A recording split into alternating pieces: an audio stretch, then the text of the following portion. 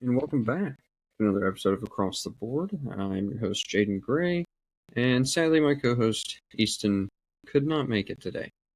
But he's on vacation, he's enjoying himself, so we'll see him again maybe later this week, maybe next week. But we have some important stuff to talk about without him. Sadly, because it's amazing news, and one of the best sports tournaments in the world, if not the best. March Madness, and we have a bracket. We have a bracket. Absolutely fantastic. I mean, couldn't wait any longer for it to get here, and it's one of the best times of the year. So, we're going to hop into that. We're going to break that down region by region. I'm going to give you some interesting matchups, some detailed stats about those teams, and then also going to give you some Cinderellas in those regions, and then also hot takes that I have on those regions. We'll also go over my bracket and what I picked to win, and Easton's. I'll give you his as well. And yeah, let's get right into this. Why don't we? To begin with, do want to say all the conference tournaments this past few weeks have been amazing. The ends of the conference tournaments on Saturday and Sunday were absolutely fantastic. Could not have been any better. Always fun seeing underdogs make runs in tournaments. Sadly, did not see any bid stealers this year in the big tournaments, and that's kind of sad. But at the same time, hey, it's fine. We did see some underdogs win some tournaments, though, and we will be talking about some of those teams for sure. And yeah, amazing conference tournaments. Always a great time of the year.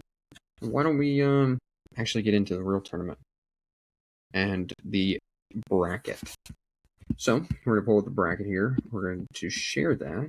So if we can, look at this and go over each of the regions. To start off with, we're going to go with the East region. Obviously, in the East region, number one seed is Duke, deservingly enough.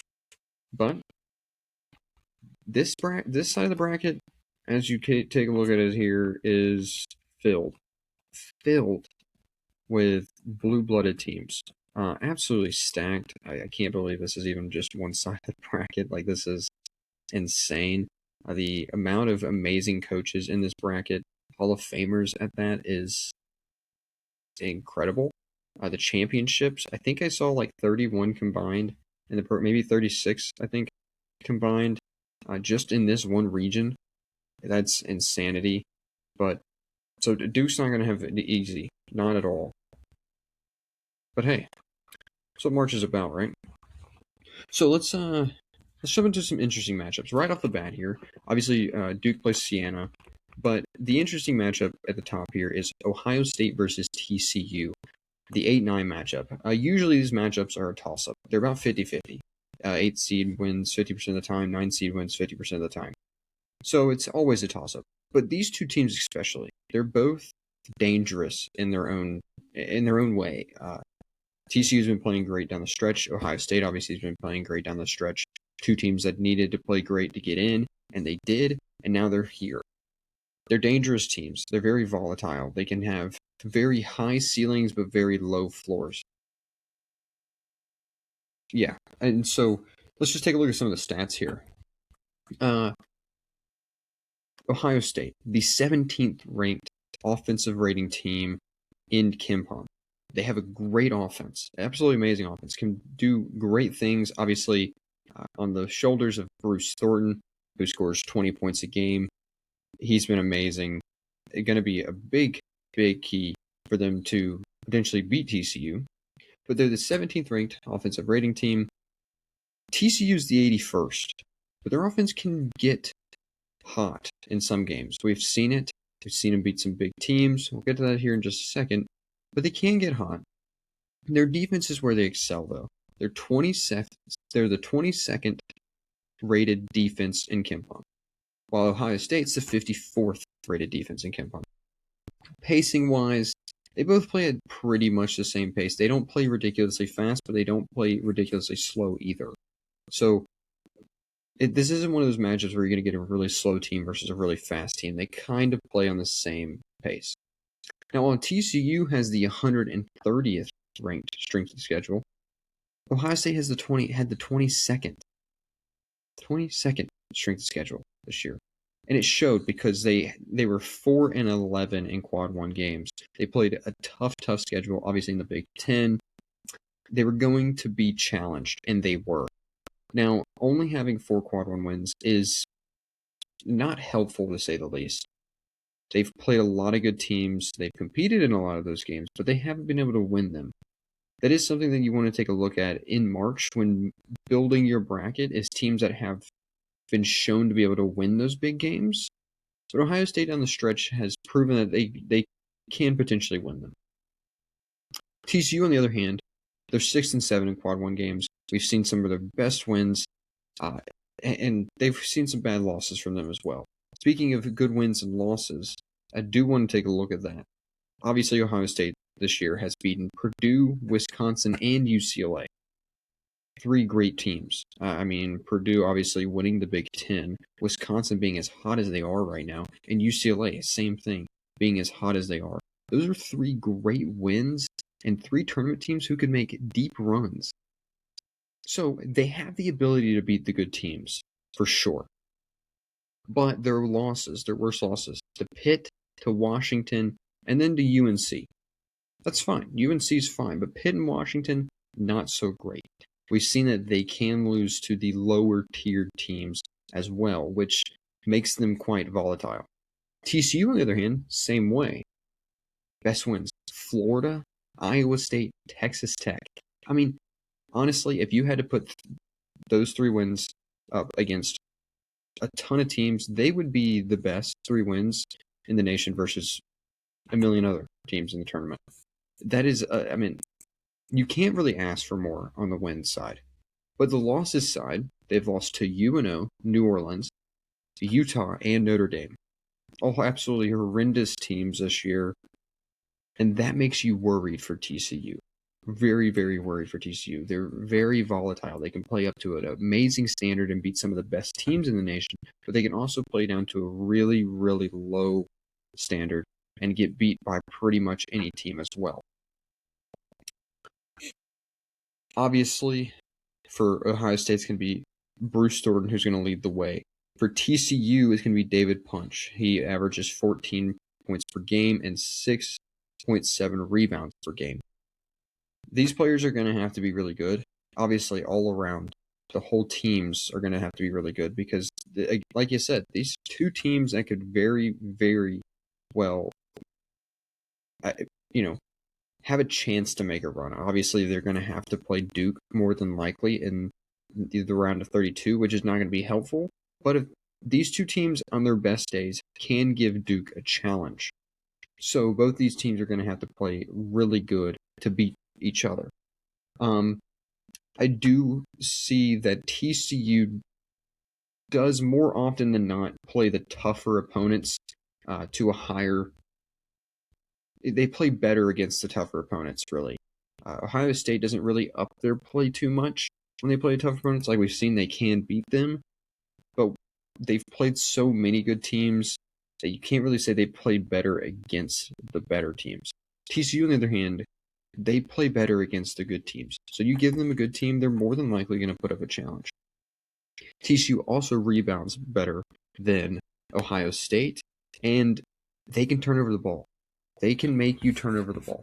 That is a big deal when talking about what could, potentially happen in this game. And that's going to be TCU turning over Ohio State. It's something that could very well happen. If that's the case, you give TCU more opportunities on the offensive side. You also give Ohio State less of an opportunity to score with their good offense. Can TCU keep it in check? So, obviously, with that being said, I kind of do want to go through a bracket with y'all at the same time and what I think. Obviously, I'm going to pick Duke to win. I'm going to pick Duke to win the first game. But getting to Ohio State and TCU, It's going to be a tough one here. We just talked about it. It's going to be tough. But I like TCU better. I just man, I don't know. It was something about, obviously, I'm a Florida fan. I saw them beat Florida earlier in the season. It takes a toll. But at the same time, they have the ability to turn over Ohio State. They have the ability to rebound and get those second chances or limit Ohio State to those second chances. They've also played, I would say, to an even higher level than Ohio State has. And man, that I feel like that defense will kind of stifle the Ohio State offense. Bruce Thornton could put up 23 points, 25 points in this game easily for sure. But if TCU can keep everybody else limited, he can't win the game by himself. So I'm going TCU. The next somewhat interesting matchup is St. John's in Northern Iowa. It's Northern Iowa was my dark horse pick in the NBC. They ended up pulling it off. They ended up winning, and they've looked great down the stretch. But St. John's is just so physical. Now, I will say that if there's one way that Northern Iowa could beat them, it is rebounding. They're going to have to out-rebound St. John's, which is going to be really hard, but they're going to have to out-rebound them. They're also going to have to force turnovers. It's something that you see in these mid-major teams is that they force turnovers pretty well. Now, when playing against teams that major teams that guard the ball well, it becomes difficult, and we don't always see it succeed. But if there's going to be a way that a mid-major team is going to win, it's going to be forcing turnovers, going to be forcing some havoc on the other team's offensive side of the ball, and not letting them just score as much as they are used to scoring. Sadly enough, though, I'm going to go with St. John's for this, and I just think they're the better team. I don't think they're going to get pushed too much by Northern Iowa. But again, without doubt, almost, there will be a 12-5 upset. It has happened in almost every single year of March Madness. 12s win 35% of the time over 5s. It's a big deal. So when picking your bracket, you might want to pick one of those teams because it does happen. Going to Kansas and Cal Baptist.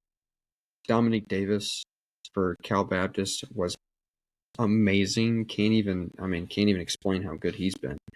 He could give Kansas some trouble. I feel like Bill Self will at least look at him and say, hey, we're going to have to guard him really, really well to make sure we keep him in check because he can score. He is an NBA-level player for CBU. But at the same time, Darren Peterson for Kansas is the NBA player. Potential number 1 draft pick. As long as he plays up to his standard, as long as this Kansas team plays up to their standard that we've seen, they are on the, I would say, volatile side, kind of, because we have seen them play down to some opponents. They can beat any team in the nation when they're playing good, though. So Kansas, for sure, I feel like can almost put a whooping to CBU, even though I love Dominique Davis for CBU. Now, that does get us to our second really interesting matchup in the East here, and that's Louisville versus USF. I know a ton of people are looking at this game mainly because we saw what South Florida has done at the end of the year. From like midway through the year to the end of the year, they've been incredible. They've got NBA talent. They've got the talent to play with the big dogs. They have ran the American from the middle of the season, and not enough people, I think, are paying attention to that. Louisville, on the other hand, we look at that team and we go, they're up and down. They did have an ACC run. They looked good in the ACC tournament, yes. But they've been up and down. We've seen them very, very they've been really good and they've been really bad. They're first in volatility of all these teams in March Madness. They are first. There's a reason for that. They can be really good. They can play up to their standard. They can, compete with the Dukes, but also they can play really down and they could lose to some teams. And we've seen that happen as well. I do want to get some stats about these teams, though. Louisville is the 19th ranked offensive rating team in KenPom and the 25th defensive rated team in KenPom. Again, they have the ability. It's just doing it on a regular basis. USF, the 61st offensive rated team and the 40th defensive rated team. Their defense is really good. They've got players. They've got guys. Pace-wise, they play almost at the same pace. Well, I said not really. Louisville plays at the 62nd ranked pace at 69.6, and USF plays really fast. They kind of play the same ball. Let's just say that they both play on the faster side of playing in the game, and so when those matchups happen, it's just who can be more efficient, really, because you play the same style of ball. Strength of schedule wise, obviously Louisville was tested this year. They're the 30th strength schedule, and USF is 104th. They were 3-3 in Quad 1 USF and 8-10 for Louisville. They've been competing with teams. They really have. They beat good teams. They've lost to good teams. I think the big thing for Louisville is that 41% of their points come from three. That's the 11th ranked. That's the 11th highest. And that means they shoot the three ball a ton. A ton. They're 8th in 3-point attempts at 32.3 per game. They're going to put up threes. That's what they're known to do. That's what they like to do. It's just how efficient can they be from that area as well. USF, on the other hand, though, ranks 197th in three defense at 33.9%. So they hold teams to 33.9%. But Louisville puts up a lot of shots. It's going to be really hard for USF to contend with that.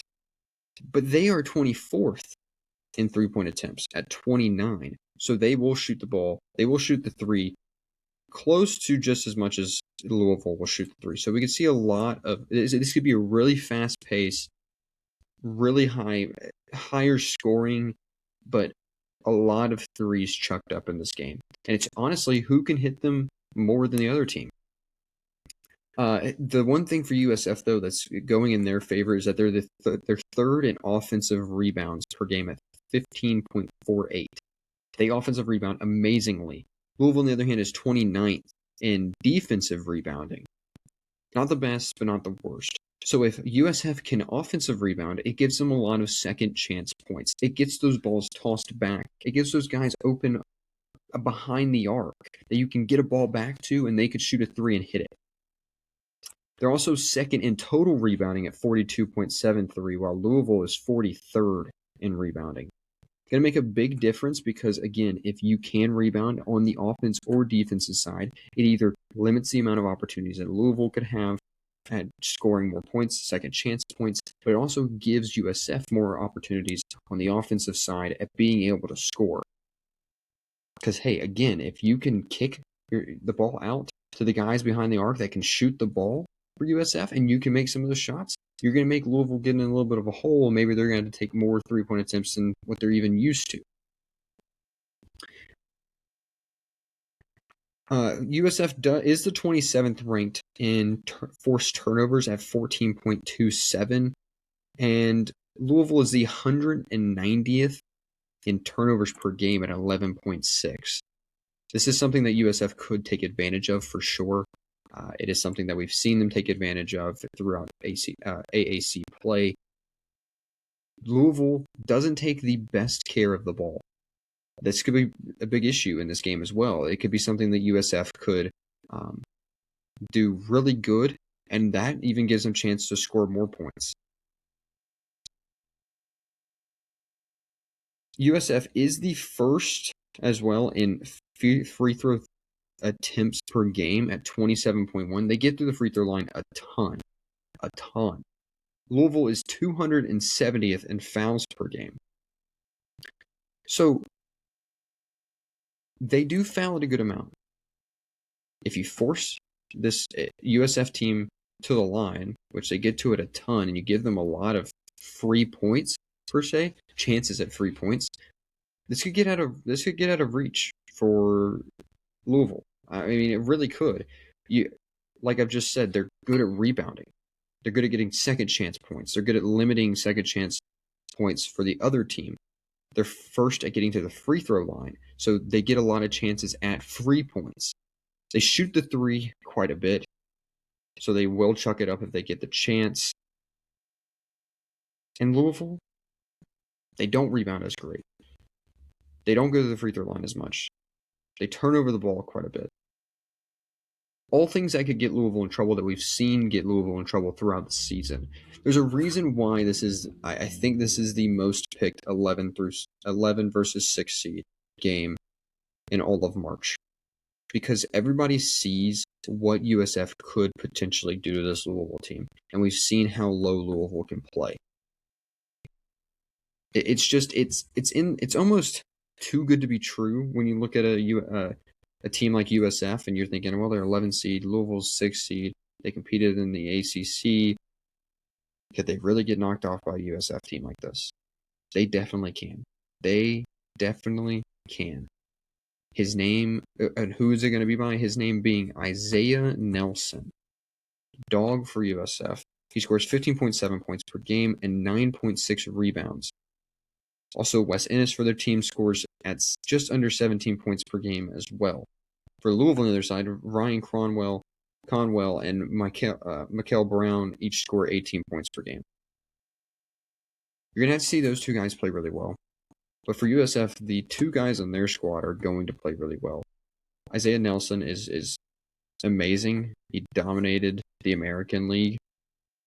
This USF team has every opportunity to beat this Louisville team, and I think they will. I think they will. I do want to move on, just go through some of these first-round matchups. I think Michigan State will beat North Dakota State. I think UCLA will beat UCF. We've seen UCF be kind of volatile as well. They can play. They've gotten some great wins. But they also haven't. UCLA's been really hot, though. And UConn beating Furman. Furman, I mean, I would feel like if there's any 15 seed that could pull off an upset, then maybe it could be Furman. But I don't think it's going to happen. UConn's too good for that. They're made for March.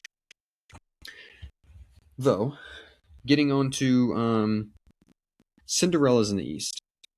USF obviously is going to be a number one Cinderella in the East. I think they can, the real Cinderella. They could make a run. They could beat Louisville. They might even be able to beat Michigan State and then see who they could play from there. My second Cinderella is UCLA. Yes, they're a 7 seed. They're not like a big Cinderella, but the way that UCLA's been playing, the way Nick Cronin has his team playing as of recent, we got to remember what they did a few years ago. They were a lower seed as well, and they made a run to the Final Four. Nick Cronin knows how to get his guys ready and knows how to get those guys prepared for March. UCLA can do that. The way that they've been hot as of recent, they have 3 of the best wins on the road. They could definitely make a run, and I could see them, even with how UConn's been playing as of recent, potentially beating UConn in the round of 32 and meeting up with, a team in Michigan State that they've already beat this year, or maybe a South Florida team. There's definitely a chance that this UCLA team gets to the Elite Eight with almost little to no issue. And then my last Cinderella in this is TCU. The only reason I'm putting TCU on here is because we've seen them beat the big teams. We've seen them beat the really good teams. And who knows? Maybe, just maybe, they get really hot and they beat Duke. It'll be almost just... It would be almost hard to believe that they could do that. But who knows? Duke, with the injuries that they have, is the only reason I think this could happen. If they are still as injured as they are right now when they come to play TCU, if they do play TCU, if they play Ohio State, it could be the same way as well. It could happen. It could happen, and Duke could be out early. And that actually takes me directly into my hot take. I have 3 of them for this region, and my second one is Duke doesn't win the region. Duke doesn't win the region. It's not really a really, really hot take because, yes, they would have to play a feisty Ohio State or TCU team, but then they could potentially play a St. John's or Kansas team come the Sweet 16, two teams that could for sure put up a battle against Duke. And then if that doesn't happen, if they get past that, then they could play a Michigan State team. They could play a really hot UCLA team, or they could play a UConn team who knows how to win in March. I think it's almost more than likely that Duke does not win the region. I know we said that about it last year, that potentially they could lose early and they didn't, made it to the Final Four, then they lost. I think it could happen this year, for sure, where Duke doesn't win the region. I also think, though, that UConn could lose early. Now, whether it not be by Furman, I don't think it'll be by Furman. I definitely think that they could get beat by UCLA. That would be a game that I would love to be a fly on the wall in the referees room, because I know that none of the referees would want to be in that game for sure. Nick Cronin and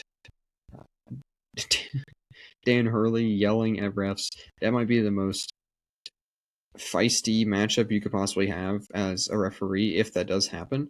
But I think they could lose to UCLA, or maybe they lose to Furman. I think though. I think there's a chance though that UConn could lose early and not get to the Elite Eight, may not even get to the Sweet 16 potentially. And then my last hot take is a double-digit seed to make it to the Sweet 16. Now, there's really only one team that I'm counting on in this region, and that's South Florida. And I say that because as a team that can compete with anybody, they can.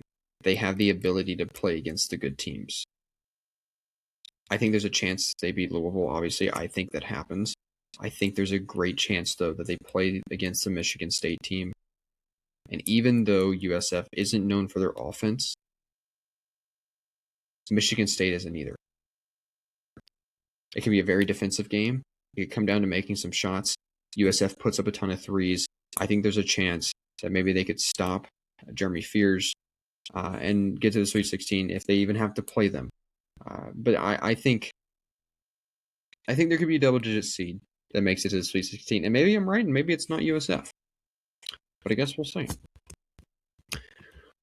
All right, now heading to the West region.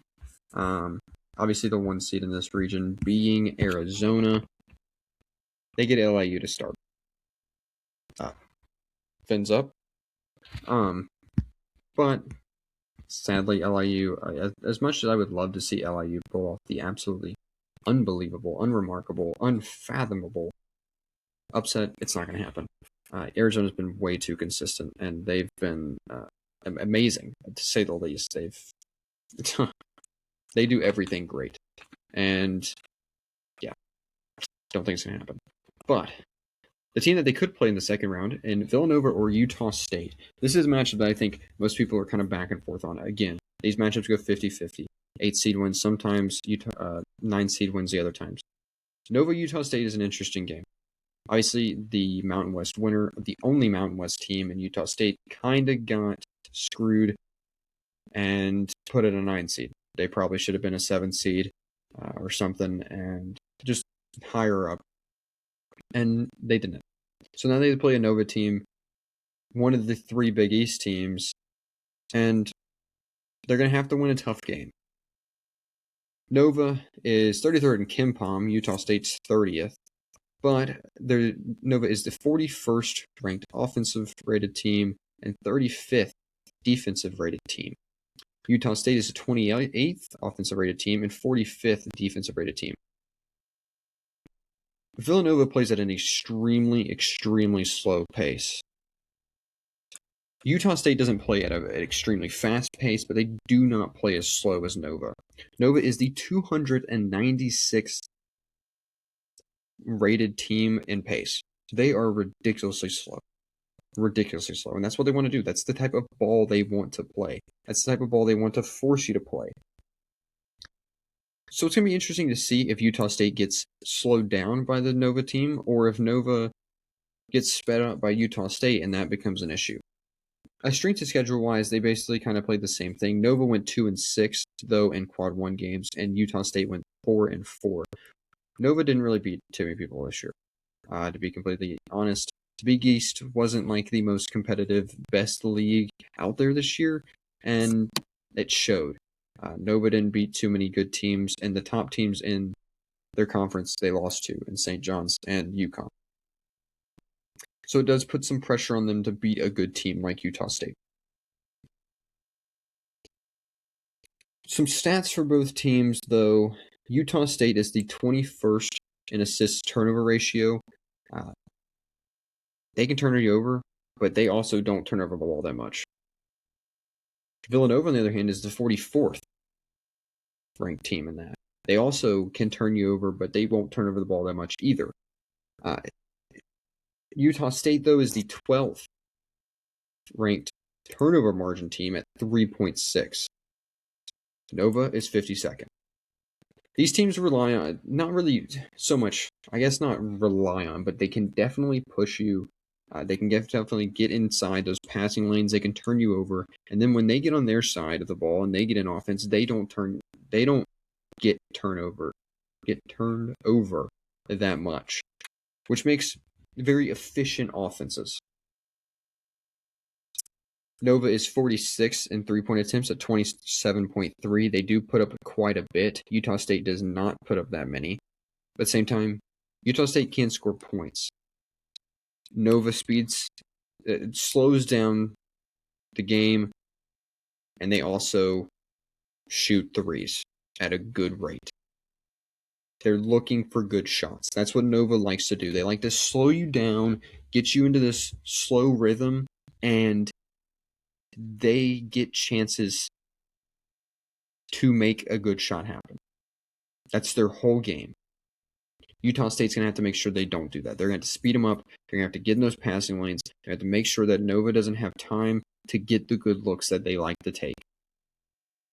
The two top scorers for both of these teams, Duke Brennan for Nova scores 12 points a game and 10.3 rebounds a game, and Tyler Perkins scores just under 14 points per game. MJ Collins scores 17.6 points per game for Utah State, and Mason Falslev scores 16 points and 5.8 rebounds per game. He's amazing. Villanova's going to have to take care of the ball. They're also going to have to stop Mason Falslev from being able to score like he can score and get him off the glass. That's going to be difficult to do. I think Utah State comes in with a little bit of a fire because they are the only Mountain West team, and I think their coach doesn't like the fact that they're so low down at a 9 seed. So I'm going Utah State to pick Nova. I'm going Utah State over Nova.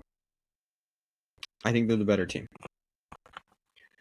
Now, I think the most interesting matchup on this side of the region, even though both the 5-12 and 4-13 could be qualified as that, the 5-12 is just a fantastic game. I think there might be 200 points scored in this, 200 total points scored in this game, maybe even more than that, because both of these teams in Wisconsin and High Point are fantastic scorers of the ball. Insane matchup that this could happen. I'm kind of disappointed this could happen because I wanted to see High Point play against somebody that maybe isn't as fast as Wisconsin and didn't score as much as Wisconsin. But I think, honestly, this could be one of the best matchups in all the first round. Easy as that. Wisconsin is obviously 22nd ranked KenPom team. They're the 11th ranked in offensive rated teams, 51st in defensive rated teams. High Point, 66th in offensive rated, 161st in defensive rating. Defense isn't their strong suit, for sure. Pace-wise, though, Wisconsin plays at the 104th fastest pace. High Point plays at the 49th fastest pace. Wisconsin's 8-8 in quad 1 games. High Point has not played a quad 1 game all year. This will be the first one. That does put some pressure on them. That does make it a little difficult because they haven't played a great team like Wisconsin. They haven't seen a great team like Wisconsin. But Wisconsin is 13th in volatility. We've seen them get really hot in the last probably month.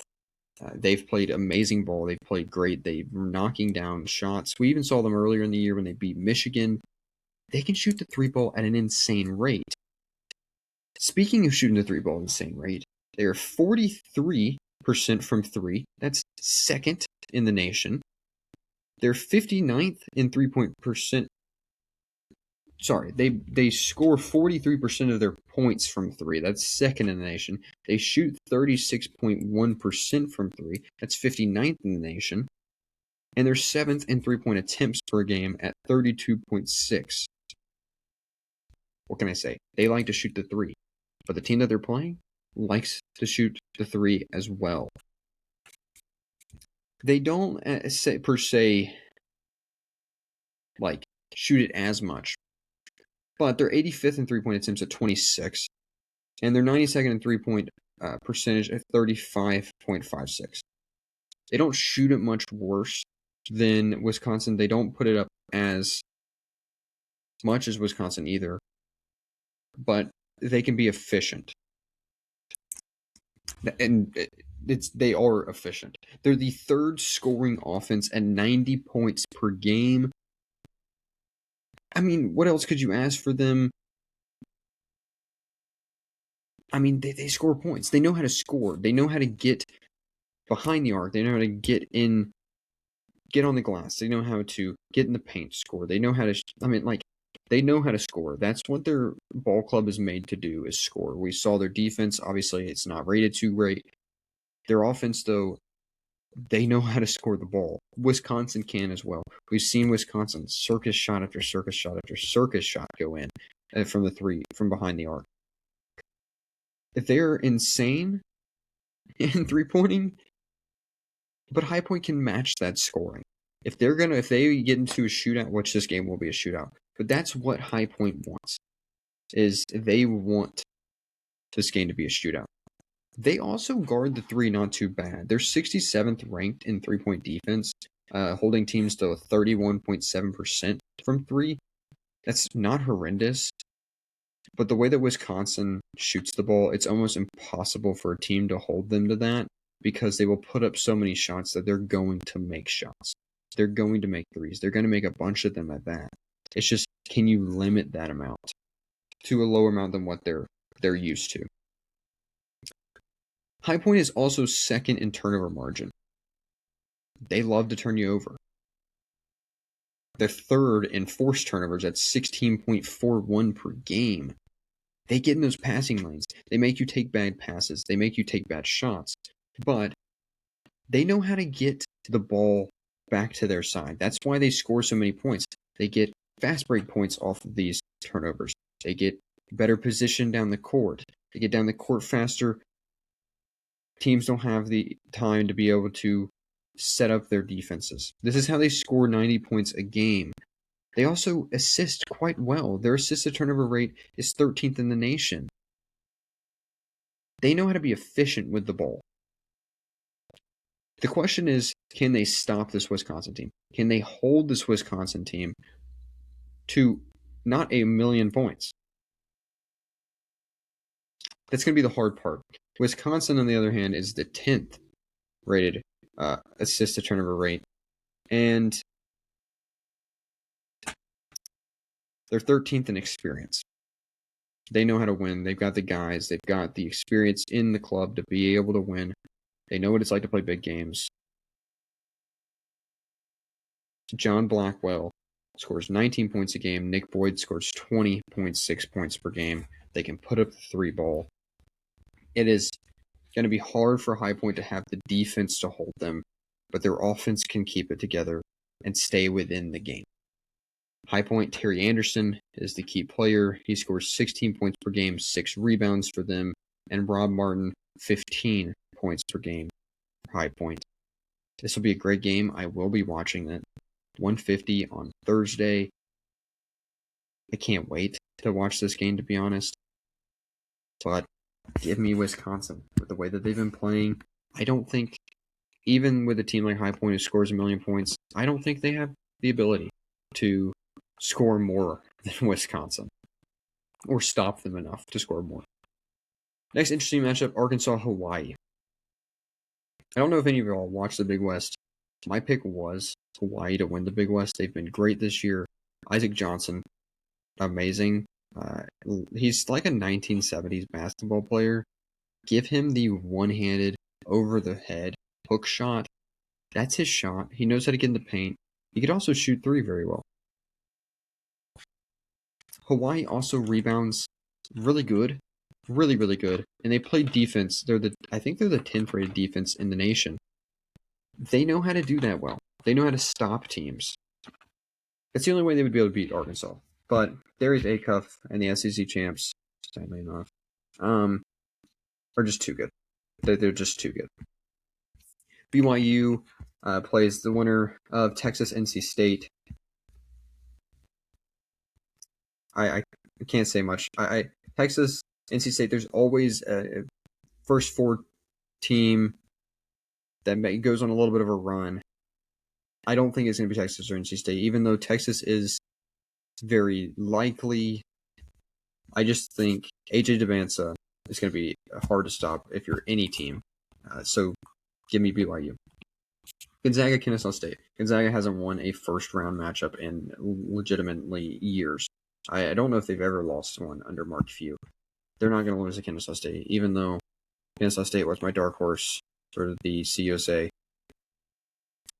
They just don't have the players. Miami Mizzou is going to be interesting, mainly because they're playing in St. Louis.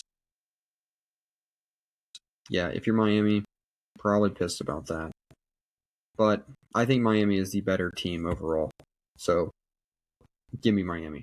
And then Purdue, Queens. Love Queens. Third-year eligibility. They have like 1,900 students.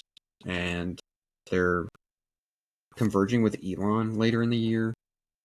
As much as I'd love to see Purdue lose to another 15 seed, blue teams might have something on them.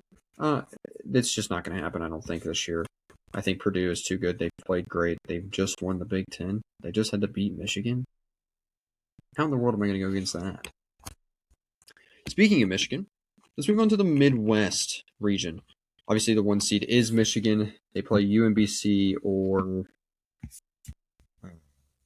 Howard. That's what it was. I don't know how I forgot that. But give me Michigan to win that game. They've been playing great. Yaxel. I do think, though, injuries for them could bite them in the back a little bit later on in the tournament. Interesting matchups in this region. Obviously, the first one that jumps off the board is St. Louis, Georgia.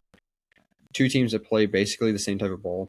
St. Louis is efficient in every single way you could possibly think of. Best three-point percentage, best field goal percentage, one of the best. Second best scoring offense. They defend the three really well. Offensively, they're just offensively rated. They're arguably the best team in the nation at doing that. They know how to score. The athleticism for Georgia is the thing that gives me the most trouble. Can they stop the athleticism that Georgia has? We've seen that Georgia can score points. They can play defense. They can rebound well. Can St. Louis keep that in check? I think they can. I love SLU. I love St. Louis. I think they could go on a hot streak. I think St. Louis could even be hot enough to beat, say, Michigan in the round of 32 if they got that hot from behind the arc. If they got that hot shooting the ball. We've seen a team like Wisconsin beat Michigan by doing that. They've outshot Michigan, and that's the way that they lost. I think there's any team, honestly, that could do that again that's not the Wisconsin team that we've already seen. It is St. Louis, because they can get just as hot as Wisconsin can behind the arc. They can make the shots. And if you get Michigan a hole like that, and you're just making shot after shot after shot, and you force them to, start maybe taking some shots they wouldn't usually do, you could beat them. But St. Louis, I think, beats Georgia. We got to get there first. The most interesting matchup, I think, in this region, though, is Texas Tech Akron. Texas Tech Akron. Two-bid MAC. Absolutely fantastic for the sport. And Texas Tech, a team who has battled injuries. JT Toppin, obviously, sadly hurt. Would love to see him in March Madness, and this would be a whole different conversation. Christian Anderson, hopefully he's not hurt. They need him. He's going to have to score a ton of points. He's going to have to carry this Texas Tech team on his back. Donovan Atwell as well. It's going to take a lot. But this Akron team, amazing. Won the MAC, obviously. They can play offense. They can play some ball. And we've seen Texas Tech be kind of limited on that side without JT Toppin. Texas Tech ranks as the 12th rated offense, though, in the nation, 33rd rated defense. Akron ranks as a 54th rated offense, 113th rated defense. Texas Tech plays at a 243rd fastest pace. They play slow. They play slow ball. That's what they want to do. They want to get good shots. Akron, on the other hand, they play at the 32nd fastest pace in the nation. They don't want to play slow ball. They want to get up and down the court. They want to go score fast. They want fast break points. They want to get the best shot with the least amount of people around at the fastest opportunity. They're not going to waste all 30 seconds of a shot clock. They're going to go get a shot. Now, Texas Tech has played the 8th highest strength schedule. Akron, 236th. They're 0-2 in quad 1 games as well. Texas Tech, 7-9. We've seen Texas Tech be able to beat the good teams. Akron hasn't really had the chance. They've lost to Miami, Ohio twice. Texas Tech scores 43% of their points from 3. That's the number 1 team in March Madness. So the number 1 team. They score the most of their points from the 3-point line. Going to be something that Akron's going to have to defend well or make sure that they don't get the greatest shots off. Something of that matter. Akron is 37% from 3. They're the 40th ranked team in that matter. They do put up a lot of threes. They're the 7th ranked scoring offense. They score 88.4 points a game. Texas Tech, 80.4 points a game. Texas Tech, though, 8th in volatility. Obviously, we've seen without JT Toppin. Even with JT Toppin, they've been back and forth all year. Without him, puts even more of a level of volatility within that team. Akron, though, pretty solid. Stays pretty solid all around. Texas Tech, 62nd in assist turnover rating. Akron's 18th in assist turnover rating. They take care of the ball better than Texas Tech, but also Texas Tech has played tougher opponents, so maybe that could be it. I think the biggest thing in this game, though, is if this game is close, which I kind of believe it will. If this game is close games depend on being able to make the free throws. Texas Tech, if you're any team playing in March, it's the team you want on the free throw line. Why? They rank 222nd in free throw percentage at 71.46. They suck at the free throw line. Suck. So in a close game, they're going to have troubles closing out the game. Akron, 64th in free throw percentage at 75.37. If this game comes down to it, at the end of the game, maybe Akron has to make some shots. Maybe this comes down to the type of game that they played in the MAC championship game. Give Akron more chances to a team that scores a lot of points and likes to play fast. Because you can't make free throws. This could be a game you lose if you're Texas Tech. And I think they will. I think they will lose it. Christian Anderson, as much as I love him, he scores 19 points a game. I don't think it's going to be a name that you're going to be hearing after this game. I think you'll be hearing about Tavari Johnson for Akron, who scores 20 points per game and 5 assists. Because I think Akron can pull off this upset. I think the free throw percentage is going to come down to it. I think this game will be close because of how fast Akron plays. I think they could get Texas Tech maybe away from the slower pace, make them play a little bit faster. Yes, Texas Tech does score a lot of points, but free throw percentage for me, man. It comes down to it in the month of March. It comes down to it in March Madness. You're going to have to make your free throws, and if you can't do that, it becomes really hard to win a game. Now, the next interesting matchup, though, Alabama-Hofstra. Alabama-Hofstra. Most of y'all probably don't know about Hofstra, but they were the CAA conference champions.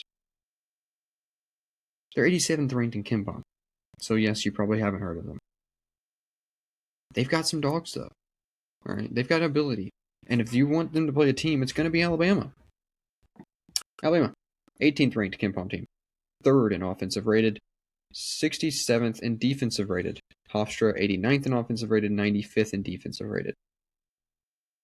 Alabama plays at the 4th fastest pace.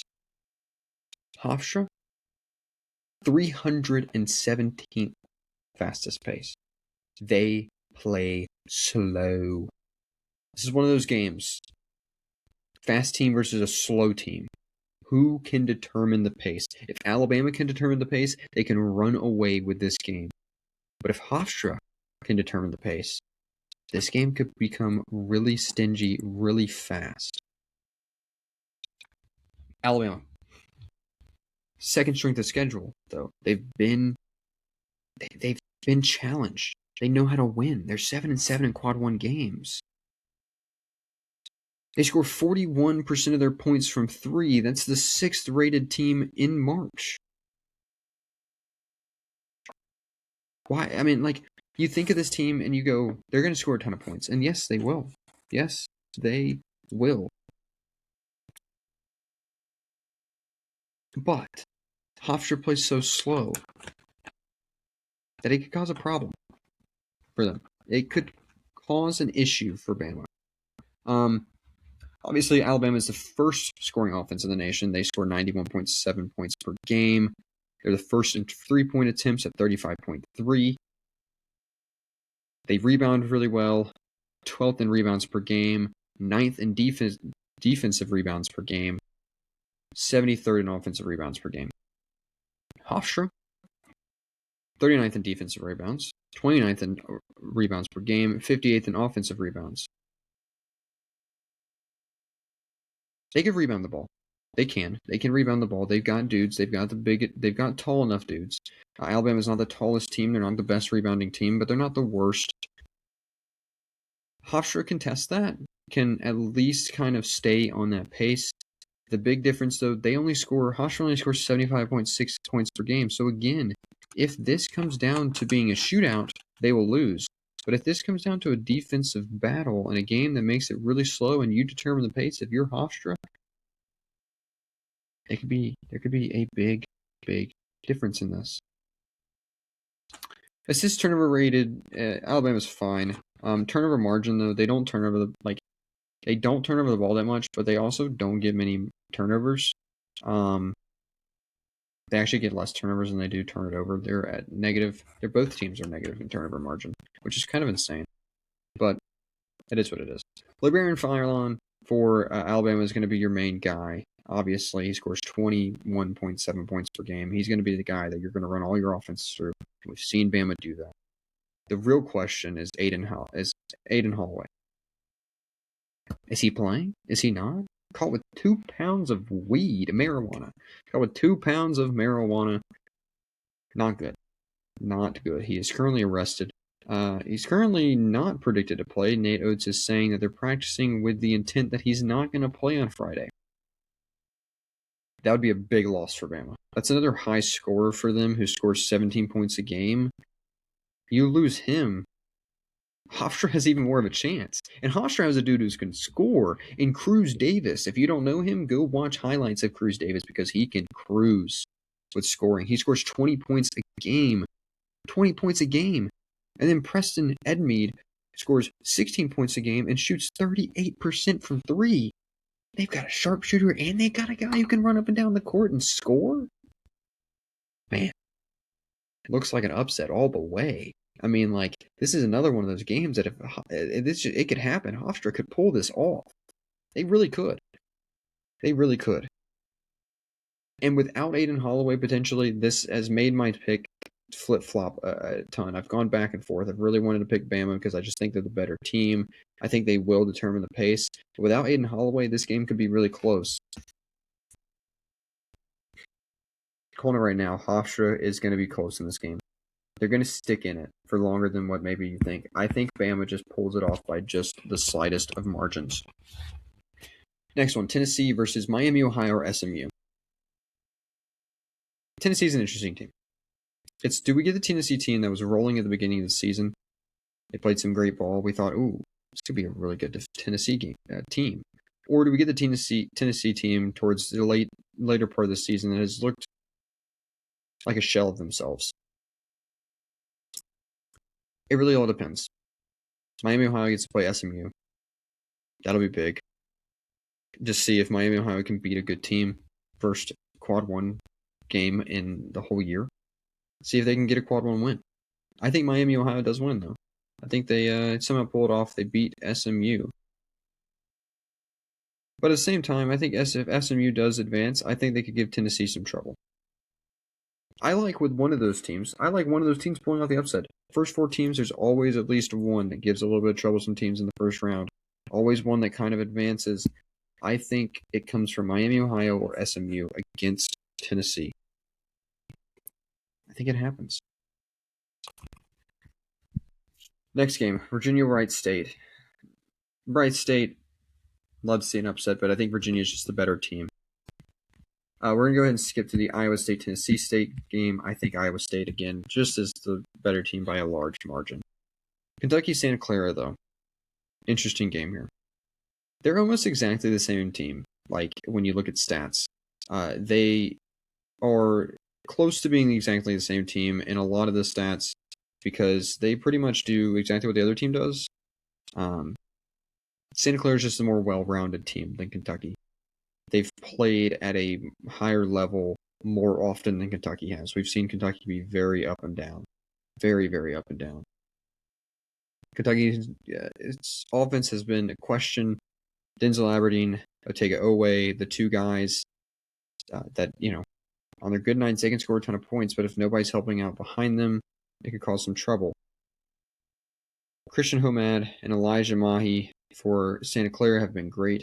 Christian Homad is scoring, shooting 40.5% from 3, absolutely insane. Santa Clara also can turn over the ball a ton. They like to turn you over. They're also the 18th in steals. They play at a faster pace than Kentucky, but Kentucky can play at a fast pace if they want to. Santa Clara is the 23rd rated offense, though, in the nation. I like Santa Clara. I think they had a good chance. They were the dark horse in the WCC for me. I think Santa Clara beats Kentucky. I just think Kentucky and their $22 million squad does not get it done this year, and it's not the team that everybody expected them to be. Now, last but not least, we're going to go through the South region. Oh, sorry. Wait. I forgot to give my Cinderellas and hot takes. I forgot to give my Cinderellas and hot takes for the West region, so let's just back it up just a tad bit. Cinderellas in the West region for me. High Point, again, I think if they can beat if they can beat Wisconsin, they could beat Arkansas or they could beat Hawaii because they can play at that fast pace. They can score a ton of points. That's my number 1 team. My second Cinderella is BYU. Yes, they're a 6 seed, but nobody wants to play AJ DeBonsa. All right, nobody's going to take them to beat Gonzaga or beat a Purdue down the road potentially. AJ DeBonsa could carry you to doing that. So I think there's a good chance that they could win. My hot takes for that region, Arkansas loses first or second round. Again, Hawaii's going to be a tough test. They put up great defense. They can rebound the ball. They've got players. And then even if they win that game, they have to play either High Point or Wisconsin, 2 high-scoring offenses that can go toe-to-toe with Arkansas's offense and give them trouble. So I think Arkansas loses in the first, second round. Your SEC champs go down. Another hot take, I was just talking about it, BYU bumps off the Zags. I think they can beat BYU. I think BYU can beat Gonzaga. I think AJ DeBonsa is your player of that game. And then my third hot take, Purdue has the easiest path to the Elite Eight. Yes, they would have to play Miami. They've been somewhat good. Yes, they'd have to play either BYU or Gonzaga. But I think they have the easiest path. Well, after some technical difficulties and then some time constraints, we are finally back, and I will finally finish my bracket. Yeah, we had some technical difficulties and then timing issues. So let's get right back to where we were. I was finishing off talking about the Cinderellas in the Midwest because I meant talking about the Cinderellas in the West, and then my hot takes. And I said Purdue. Last thing was Purdue, easy path to the Elite Eight. Now we did just talk about the Midwest, so I will talk about the Cinderellas in the Midwest that I believe could happen, and then a hot take for that as well. Cinderellas in the Midwest, I think Hofstra as a 13th seed, so it'd definitely be that Midwest Cinderella. Speaking of that, I have had after some debate. I'm going to take Hofstra, so I have Hofstra and Akron meeting up. And then the second team I think could be Cinderella's Akron. Hofstra, they played a really slow pace. They could beat Bama. They could potentially get past Akron if they could slow them down too, or say Texas Tech if that were to happen as well. And then Akron, the complete opposite. They're fast, they're lengthy, they like to score the ball. So if they could get past Texas Tech, then there's a chance they could get past Hofstra or even Bama. So I think that could be a chance. My other Cinderella, my third one is SLU, actually. Surprisingly enough, I know not many people are going to pick them as a Cinderella because, well, they play Georgia and then they play Michigan. But the only reason I do pick them is the fact that there's a chance, there's just a chance in the world. We've seen Michigan lose to a team like SLU, that being Wisconsin. And if they just got to an absolute hot streak of shooting the ball, let's just say they got hot against Georgia and then they play Michigan and they're just as hot, or they're even hotter, and they're just making everything they see and they're scoring like we know SLU can score, then maybe they could give Michigan some troubles if they're just making shot after shot. Kind of like how Wisconsin did when they beat Michigan. And then my hot takes for the Midwest, Michigan loses early. Now, I mean this as in I don't think Michigan's going to lose to Howard. I even don't think that Michigan's going to lose to SLU. There's a chance they could. But I think, honestly, they lose before the Elite Eight. There's a chance, at least, that I think that they could lose before the Elite Eight. Maybe they lose to, let's say, Akron and Hofstra don't get out there. Let's say Texas Tech don't beat them, or Alabama. I think if Alabama were to get them and were to meet Michigan in the Sweet 16, there's a chance they could lose there. It's a hot take that maybe Michigan just loses early and maybe they don't make it as far as we think. And then the second one is a double-digit matchup in the round of 32, or even a double-digit team in the Sweet 16 if that were to happen. Obviously, my pick is Akron Hofstra. I think that could definitely happen. Maybe even Miami could make a run to the Sweet 16 if that's the case. But I think Akron Hofstra is obviously the best choice, most popular choice, maybe matching up in the round of 32. Then my last hot take, Virginia makes it out of the region. Now this region's hard. You got Michigan, you got Texas Tech, Bama, Tennessee, even Iowa State. And Virginia here at the bottom, they're going to have it tough. They play Wright State.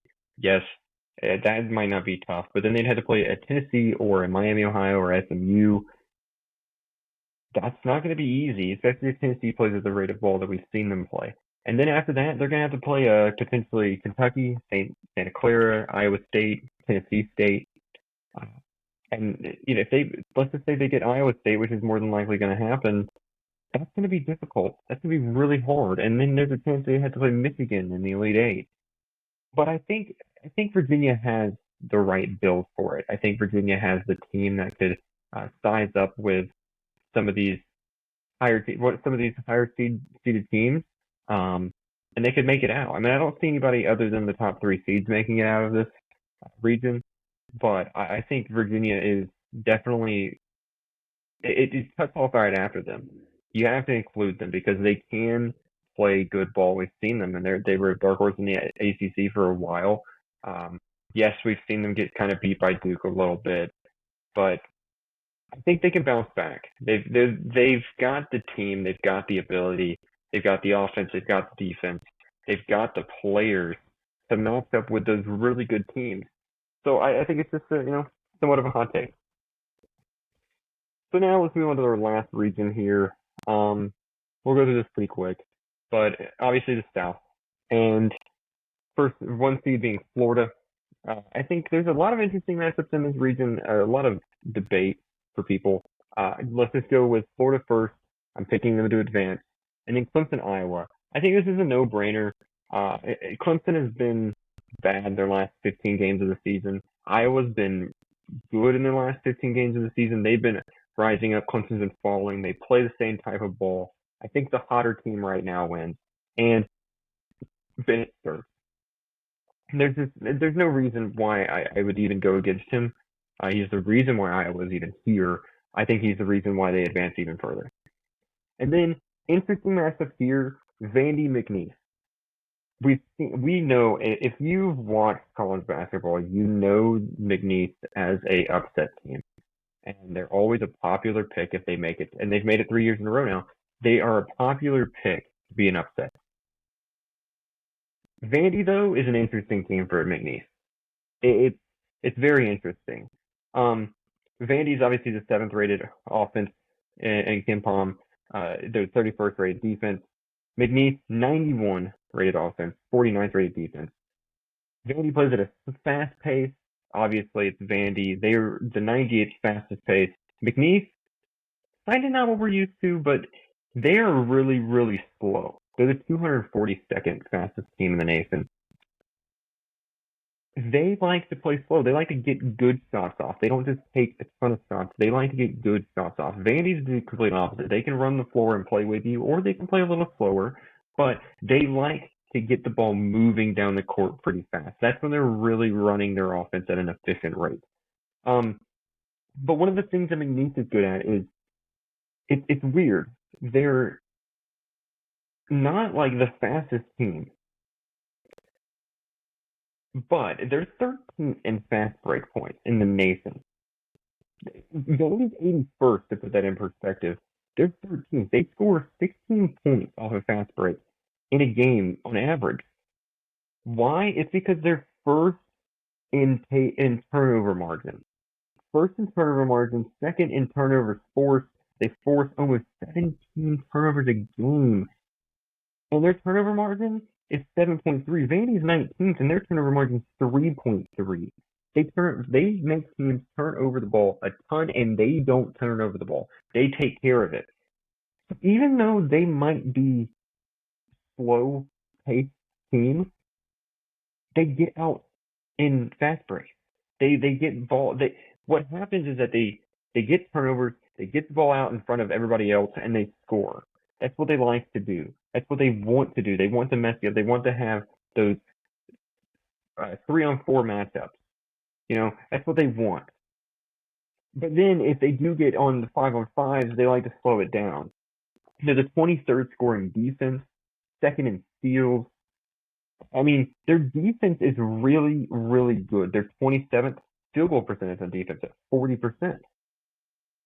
The one thing for them, though, is what's going to be hard is slowing down this Vandy team. And let's say they get in a slow-paced game and it comes down to the end. Vandy is 4th in free throw percentage at 79.27. They are amazing at the free throw line. I know I watched when Vandy demolished Florida. They didn't miss a free throw for the longest time. I didn't think they would miss a free throw. They're also the 13th scoring offense, the 19th in turnover margin. They don't turn over the ball that much. And Tyler Tanner's a dog. I mean, he is. He's really good. Duke Miles as well. They make their shots, man. They shoot at an impressive rate behind the arc. And that is what's going to make McNeese really difficult to pick here, because it's an offense that, even though McNeese makes people turn over the ball, these good teams on the power conferences that are really good at taking care of the ball, like say Vandy, and that's what they're known for, they're so good at that that even these mid-major teams can't really get to that level. So I think Vandy wins, but I think it's a close matchup. I think there's a chance that McNeese slows this game down a little bit and makes it somewhat competitive. And then Nebraska Troy, another interesting matchup. It's hard for me. I've been going back and forth day after day since this match has been announced, and it's Nebraska. Man, never won a NCAA tournament game in history of their program, and they're 4 seeds. Who would pick against them? Well, Troy. Troy is good. They rebound the ball. They like shooting the three. That's what Nebraska makes teams do. They make teams shoot the three, and Troy is not afraid to shoot the three. That is for a doubt. They don't hate shooting the three. They put up the three at an impressive rate, and they're not even that good at shooting the three. But they get their percentage because they put up so many shots. They rebound the ball good. They're a good defensive team, like most mid majors are. They make teams kind of scramble, but Nebraska does too. And Nebraska is not great on the offensive rebounding side. Troy is good at the offensive rebounding side.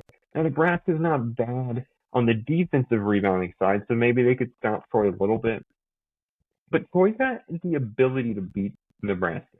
They've got the ability to win their first tournament game too. This is only the 4th matchup ever since I think 68 teams in 1985, something like that, for it to match up.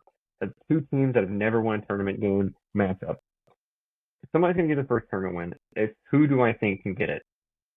Nebraska's been so good, and I really want to pick them, but I'm a man of upsets, and I'm going Troy because I love it, and I love Troy, and I wish I could have been at the Sun Belt Conference Championship this year to watch them. But I'm going Troy. I just think they've got it in them. I think they'll shoot enough threes to beat Nebraska and also get second chance points off the offensive rebounds that they'll get. Then UNC and VCU, everybody's going, and I think it's pretty easy. Caleb Wilson not being there. VCU is so good at turning over the ball, kind of scrambling teams. UNC's been really bad without Caleb Wilson. They're one of the worst teams at turning over the ball. That's what VCU makes you do. It doesn't help UNC. UNC almost gives teams chances to score. VCU doesn't want to give you a chance to score, but they can score. So I'm going VCU, plain and simple, make it easy. Illinois Penn. As much as I want to see TJ Power take over this game and lead Penn to beating Illinois, which would be absolutely impressive, and honestly, I couldn't see it. I can see it happening. I can't. Illinois is too good, man. They're too good. Wagner is just amazing. Well, we're gonna go ahead and get Houston out of the way. Houston, Idaho. Sorry, Idaho. And then Texas A&M, St. Mary's. Buckyball versus St. Mary's. One of the fastest teams in the nation versus one of the slowest teams in the nation. I think St. Mary's can slow them down. I think they can make the shots they need to win this game and get Buckyball in a weird position that they haven't been in all year and having to play a slow game that they're not comfortable playing. And man, I think St. Mary's just pulls it off. So then let's get to the Cinderellas that I have in the South. Obviously, McNeese, I explained them. I think they have a chance to beat Vandy. If they do, maybe they could beat Nebraska or Troy. Speaking of Troy, they're my second Cinderella pick. Again, if they could beat Nebraska, then why not? Why can't they beat Vandy, or why can't they beat McNeese if it comes down to that? And then VCU. It's hard for me to pick VCU as one of the Cinderellas because they would have to beat Illinois. I think they can beat UNC. It's whether or not they can beat Illinois. It's going to be really, really, really tough to stop that offense. But, I mean, give them a chance at least. And in the hot takes in the Midwest, in the South, Nebraska can't get over the hump. They do not win their first tournament game this year. And if they don't win their first tournament game this year, it might not ever happen, I'm going to be honest. Or it might be a while. Sorry, Nebraska fans. But that's my hot take, is that they don't get over the hump, that Troy pulls off the upset. Another hot take? TJ Power gives Illinois troubles. Not saying he's going to drop another 44-point game, but I think he gives them enough troubles to maybe double team him at some point during the game. He's not even their leading scorer, but I think TJ Power overpowers Illinois a little bit and keeps Penn in this game for longer than what people expect. I'm not saying they're going to win it, but maybe keeps them in it for longer than what they expect. And then my last hot take: national championship from last year rematch in the Elite Eight. Florida and Houston rematch in the Elite Eight. They play again, and we'll see what happens if that gets that, you know, if it gets there. I just want to run through my picks for the second round, third round. It's the round of 32, Sweet 16, Elite Eight. We're going Duke over TCU. Pretty simple there. I just think Duke's the better team. I'm going Kansas over St. John's. I think Darren Peterson will show up. I think they can beat them.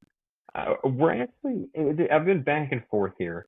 I've got to pick a team. I've got to pick a double-digit team that goes to the Sweet 16. But I'm going to go Michigan State beats South Florida here. And then UCLA gets Michigan State, beats UConn. I think they overpower them. Donovan Dent. That's going to be a heck of a game for the refs. I'm sorry for whoever refs that game. Donovan Dent, Nick Cronin coaching his team. He knows how to win in March. He knows how to get his team ready for March. I think they get another rematch with Michigan State in the Sweet 16, and there's a chance. So we're going Kansas Duke. I think Kansas pulls it off. I know this is difficult to see, but I think Kansas pulls it off. I think Darren Peterson gives it I think he actually gives it his all. He plays a lot in March. He said that's what he's there to do. We're going with Kansas. And then I'm going UCLA over Michigan State. I think they beat them again. I think there's a good chance. I like UCLA. I think they've been really hot. That's a hard pick. I'm back and forth on that one. You know what? It's hard to beat a team twice. We're going Michigan State. Michigan State versus Kansas. It's a defensive team versus an offensive team. I think Kansas pulls it off somehow, some way. I think they do. Darren Peterson, that's all I gotta say. Then we go over here to the West. We're going Arizona over Utah State. As much as I'd love to see an upset, not going to happen. We're going Wisconsin over Arkansas. I think they've been too hot. I think they somehow stopped Darius Acuff from scoring. Gonzaga BYU. I'm going BYU. Hopefully they don't get beat by Texas, but I'm going BYU. I think Gonzaga meets their ends very quickly again. I think AJ DeBonsa pulls it off. I think he is one of the stars in March, and I think he makes an even more name for himself than he already has and gets past Gonzaga. And then we're going Purdue over Miami. Purdue's been too hot. Jay Lucas, amazing coach for Miami, great first-year coach, the best one I think in the nation. They will be back and ready for next year if he's still coaching there, which I imagine he will.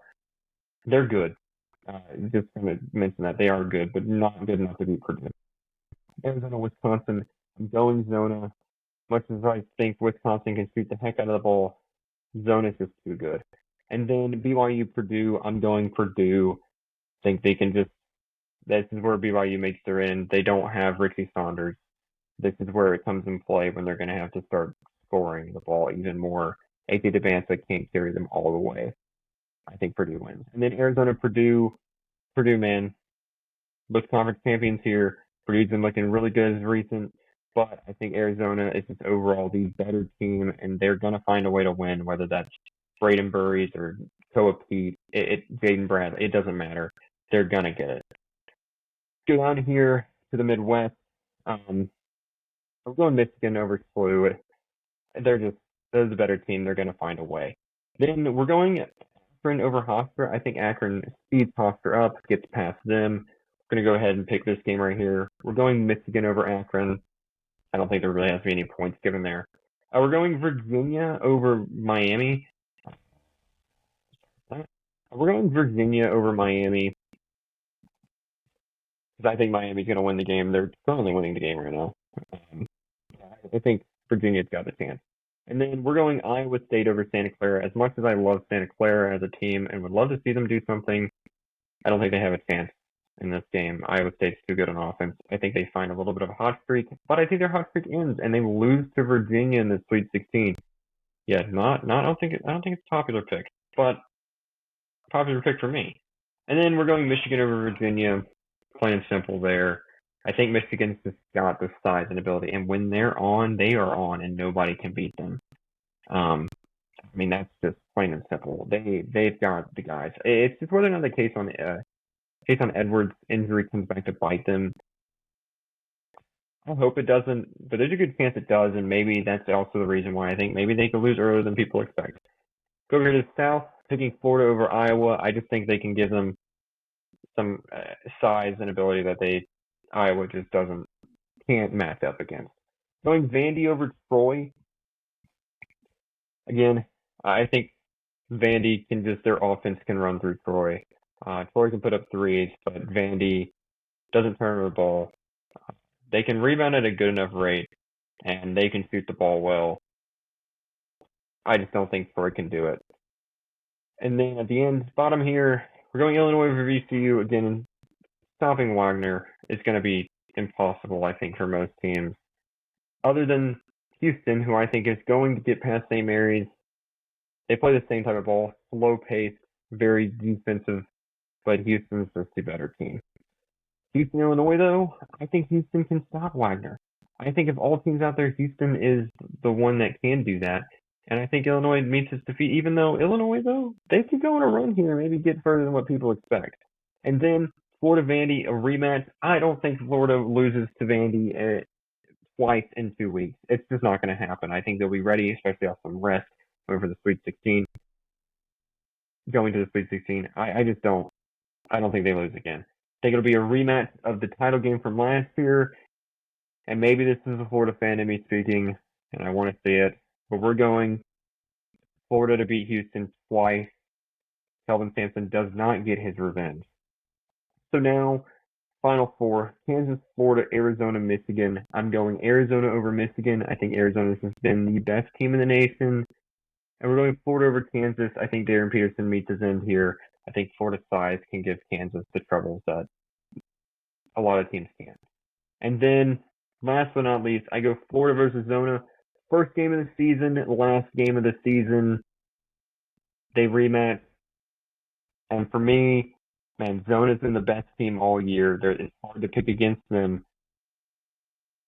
But as a Florida fan, I have to go Florida. I think there's a chance that they get the revenge on them and they go back to back. And man, it would be lovely to see. I don't know if it'll happen. I guess we'll see. Starts tomorrow. Listen to this podcast tomorrow before it starts. And I will post this bracket so everybody can see it again, and I will post Easton's bracket so everybody can see his bracket as well and see what he thinks and what his takes are. And then we'll be back tomorrow, potentially with a podcast about some baseball, golf, stuff like that. And then we'll be back next Monday to wrap up the first weekend of this amazing tournament and see if any of these picks are correct. Because honestly, probably every single one of them is going to be wrong. Yeah, I mean, that's just my luck.